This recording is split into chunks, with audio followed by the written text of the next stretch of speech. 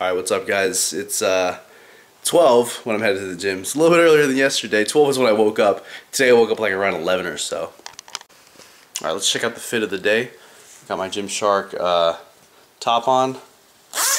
Got a stringer underneath. Starting to get a little bit warm out, so I'm going to be wearing some stringers here and there. My boom Gymshark pants, and then I got some Nikes on. Oh, and here's another pair of the shoes that I got. I think I actually got these in Australia. I like them a lot. They're really cool. They look kind of blue on my screen right now, but that's actually purple right there. I guess it's not actually super purple. It's like a bluish purple. Huh.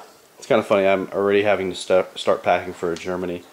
I just had done my laundry, but I was thinking to myself, hey, I might as well just throw it in there because I'm going to Germany really soon. I'm going to Germany like in just a few days. Holy crap. So I entered this workout knowing that I was going to go really light or not even do overhead press at all. I was mostly just going to do a hypertrophy upper body day. Then I decided, I'm going to do some overhead press, but I knew I wanted to do it light, like I said, because I'm not starting a new training cycle with overhead press until I have enough time to dedicate to it. In other words, when I come back from Germany. So I started this bad boy off with the lat pull downs that you just saw right there. Did the overhead press right here. And when I do start my new training cycle with overhead press, I'm going to do it in my home gym with the stiff bar, and also I'll probably actually reset the weight and reinforce good form with that slightly lighter weight. This is actually a really good angle and good lighting of these lat pull downs right here. It makes me actually look like I lift. When it comes to overhead press, I'll probably take my training max down a few notches from, I think the last training max or the training. I think it was like 280-ish, maybe 285. Let me double check my records. I have it here somewhere. Yeah, it was either 280 or 285. I'll probably take it down to 255, and then I'll do a training cycle with 265, and then a training cycle with 275, and then from there make 5-pound increases.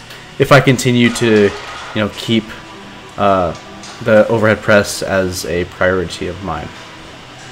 When it comes to the bench press, I'm not too sure if I'll if and when I'll start that back up, but in the meantime I'll have my other upper body workout of the week, just a hypertrophy upper body day where I do decline bench or decline dumbbell benching, incline dumbbell or incline barbell benching, and lots of back work, arm work. Basically what I normally do, just no flat benching. And I'll probably decide, I'll let you guys know when I decide to bring back the flat benching into my life. It probably won't be for a little while, at least until I know that I'll be safe. And when I do bring it back, I'll introduce it so slowly. So the second superset of supersetting that I did for this workout was the chest supported row that you see right here. With the incline dumbbell pressing, and what I normally do is just rest 1.5, or maybe 2 minutes between each exercise. So I'll do a set of incline, then a set of rows, then a set of incline. Like I said, usually a minute to a minute and a half rest between. I was doing sets of 15 here. I think sets of 10 on the row. It feels pretty good, although it's like I can tell it's that my right side, in terms of comfort, is not symmetrical with my left. I'm not talking about visually, I'm talking about how it feels when I'm concentrating on it. It just doesn't feel the same. It feels like my left pec has just something small about it. But the good news is that it seems to get less and less every single day. I'm just staying really clear of triggering it, which I think I could do if I just go heavy enough. If I get close enough to my 1 rep max, put enough volume with that load, I feel like I could trigger it pretty much with almost any chest exercise, especially with flat benching. So then I guess the next set of supersetting I did, and I don't really superset unless I'm in a hurry or if I'm late for dinner or something like that. The next set of alternating exercises, you can call it, I did was a dumbbell curl right here and tricep push downs, just big favorites of mine. I really prefer to do this type of dumbbell curl that you see here. It's just my favorite type. you're working both functions of the biceps, supination as well as just flexing the elbow. And then do the opposite here, just push downs. I like straight bar, overhand grip. Always recommend that if you can handle it and if it feels comfortable to you. Quite a bit of a little bit of lean here, but I found that the way I've been doing it lately has been giving me the best results ever. So I give most of my arm growth lately to this exercise right here, as well as the dumbbell curl that you just saw a little earlier. But that's not all that I do for my arms, and I'll show you what I mean in just a moment. Here's another exercise that was reintroduced to me just a few days ago with my buddy TJ. It's not a staple in my program ever, never has been, probably never will be, but it's just something that I'm throwing in now, just for a little bit more lat work with like minimal negatives. Like you could do this all day and you'd still be able to, you know, 1 rep max squat the next day.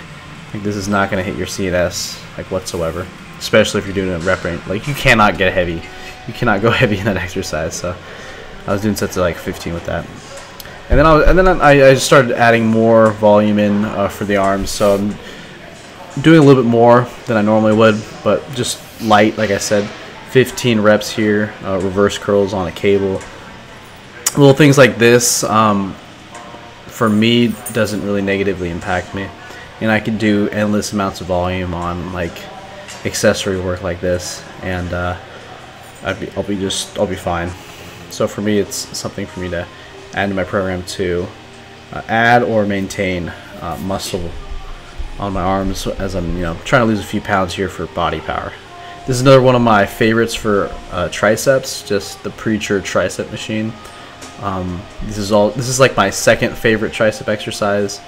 Actually, I like it more than the other one, but I feel like the other one just does more for me. This is probably my favorite. I like this for the long head tricep. The higher your elbow is, in terms of your shoulder joint, the more of the long head tricep you're going to be working. I like this one better than, you know, free weight exercises or cables. Next up, and I'm thinking we're ending the end of this video, is just some Preacher buys here. I'm always like alternating this exercise with other people in the gym because people are always hopping on and off. One thing I hate is when someone hops on it and then they like just sit there during the rest periods. Don't you hate that, Brandon? Anyways, they'll just fucking sit there during the rest periods, pull out a phone and start texting, and I'd be like, hey, and it's funny too because half the time they'll hop on and do that shit when I was resting, like and I got off the machine so they could get on it. I don't know. One day I think, you know, more and more people will kind of understand gym dynamics, but yeah, it's gym etiquette.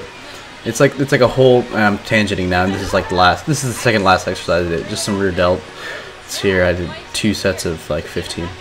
There's so many, like, and you guys can leave a comment below, but there's like so much things going on in terms of the gym environment.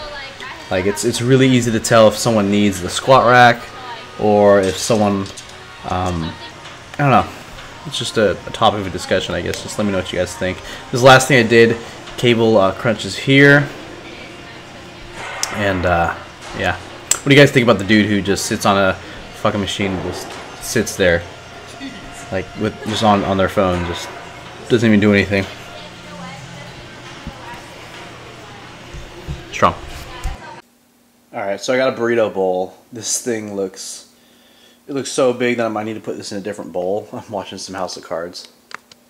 Alright, so I just put some of that into the lid, and it's like I have 2 regular sized burrito bowls. Holy shit.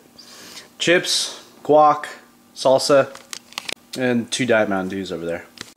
Jeez, I could literally make this 2 meals right here.